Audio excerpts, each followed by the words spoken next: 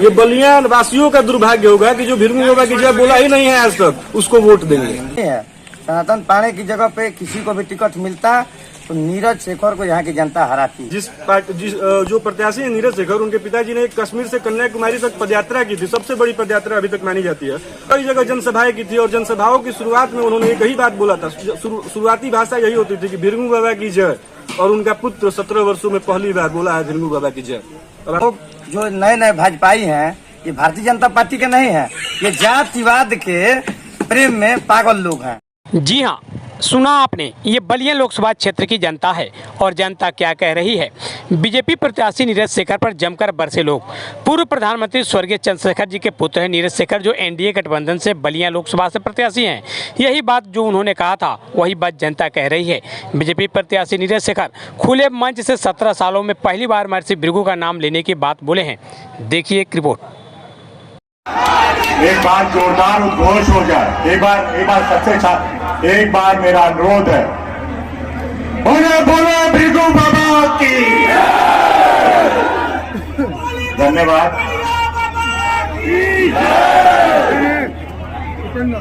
ये पहली बार भृगु बाबा का मैंने नारा लगाया है इन 17 सालों में, आज पहली बार है। इसलिए क्योंकि आज मुझे लग रहा है कि बलिया के लोग सच में मुझे अपना आशीर्वाद, अपना स्नेह, अपना सहयोग दिया। आज इब्राहिम पट्टी से आया,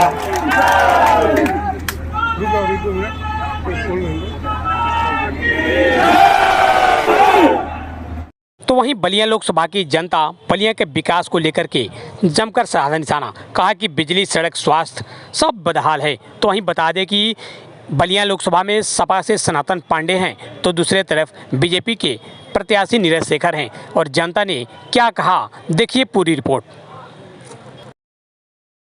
जनता चुनाव लड़ रही है, लेकिन आपका क्या मुद्दा है?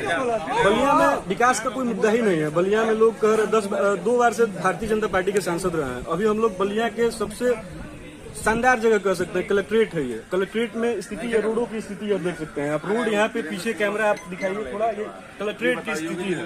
यहाँ डीएम साहब रोज आते हैं, यहाँ दयाशंकर सिंह भी रोज आते हैं, नीरज शेखर जी भी रोज आते होंगे, और आला अधिकारी, आला प्रतिनिधि भी रोज आते होंगे। लेकिन स्थिति विकास का यही है, आप विकास यही देख सकते हैं। और सुबह एक वाकया हुआ ये कि कल के एक वीडियो फेसबुक पे चल रहा है। फेसबुक पे मैंने देखा कि जो बीजेपी के प्रत्याशी है बलिया से, वो कह रहे हैं कि 17 वर्ष में मैं पहली बार भिरंगी बाबा की जय बोल रहा हूँ। ये बलिया वासियों का दुर्भाग्य होगा कि जो भिरंगी बाबा की जय बोला ही नहीं है आज तक, उसको वोट देंगे। ये दुर्भाग्य होगा। जिस पार्टी के वो नेता है, उस पार्टी के आला मुखिया कहते हैं कि जय श्री राम, और उस पार्टी का प्रत्याशी आज तक भिरंगी बाबा की जय नहीं बोला। जो प्रत्याशी है नीरज शेखर, उनके पिताजी ने कश्मीर से कन्याकुमारी तक पदयात्रा की थी, सबसे बड़ी पदयात्रा अभी तक मानी जाती है।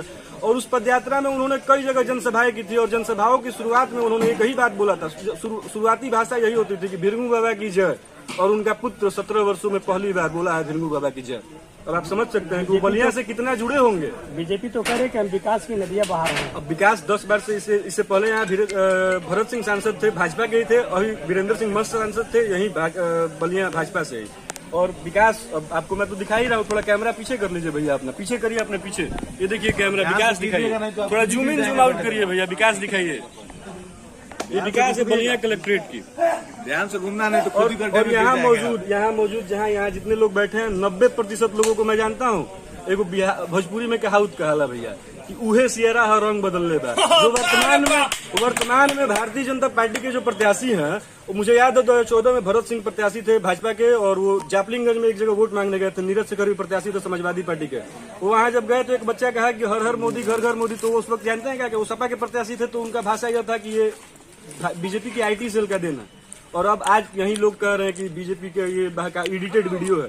वीडियो एडिटेड नहीं है, मैं वो वीडियो आपकी जिक्र किया हूँ, भिरंगी बाबा की जय नहीं 17 सालों में पहली बार बोला हूँ, उसका मैं अभी आपको दिखा रहा हूँ वीडियो। 1 मिनट भैया बस।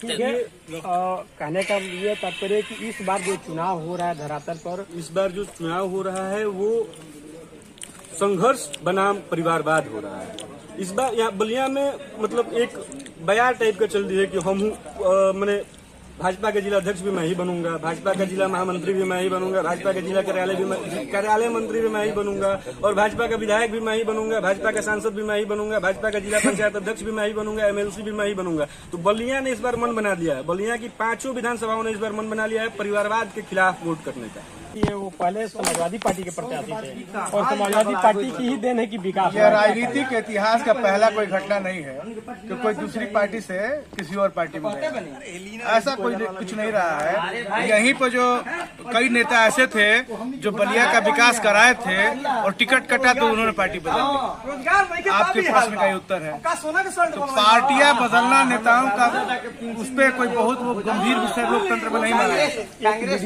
एक रत्नाकर थे और बाद में वो वाल्मीकि बन गए, घटना याद है आपको। और पहला उन्होंने संस्कृत के काव्य का रचना किया और रामायण का रचना किया, ठीक।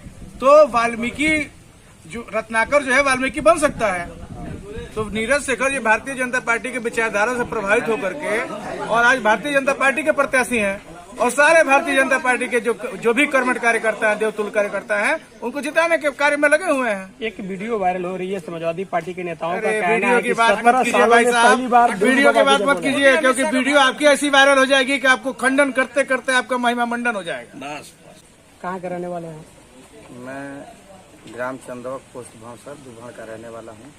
बलिया में नगर विधानसभा में बलिया लोकसभा की बात करें तो बलिया में विकास, बीजेपी को लोग कहते हैं कि बलिया में विकास की धाराएं बढ़ी हुई हैं। बीजेपी के द्वारा तमाम जो योजनाएं हैं धरातल पर दिख रही हैं।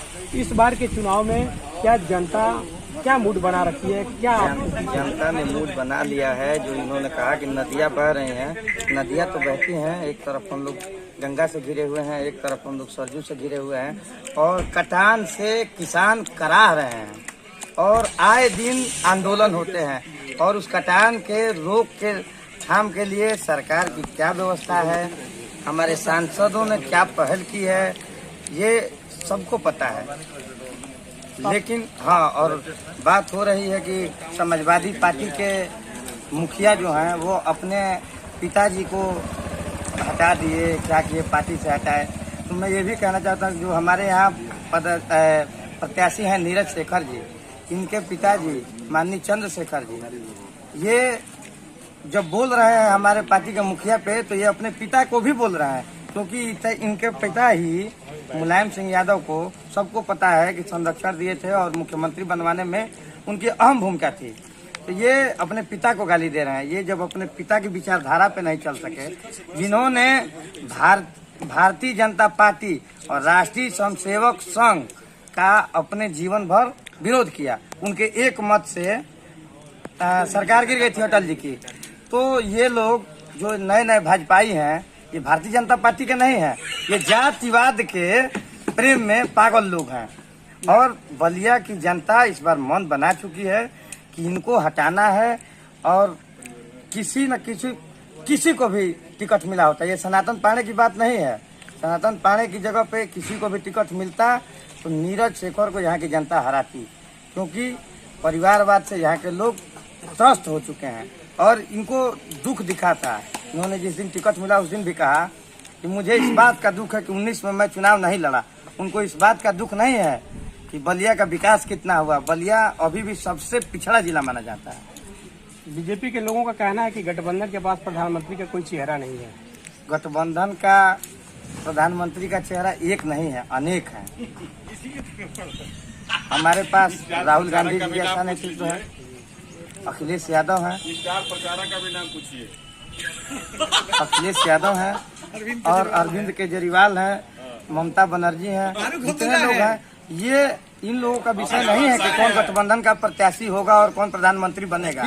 ये लोग अपने विषय पर चर्चा करें। और इन्होंने भी कई बार चुनाव लड़ा है बिना चेहरे के। ये जनता का चुनाव, जनता इस बार मोदी जी को और भारतीय जनता पार्टी को नकार चुकी है। और हम लोग जिस आय वर्ग से आते हैं, ये लोग जो बात कर रहे हैं, हम लोग मध्यम वर्गीय परिवार से आते हैं। हम लोग मध्यम वर्गीय परिवार से आते हैं। हमको 5 किलो राशन नहीं चाहिए, 5 किलो राशन नहीं चाहिए। हमको रोजगार चाहिए, हमको रोजगार चाहिए, व्यवसाय चाहिए, हमको सड़कें अच्छी चाहिए, स्वास्थ्य की व्यवस्थाएं अच्छी चाहिए। और बलिया में यहाँ का जो हॉस्पिटल है केवल रेफर सेंटर है।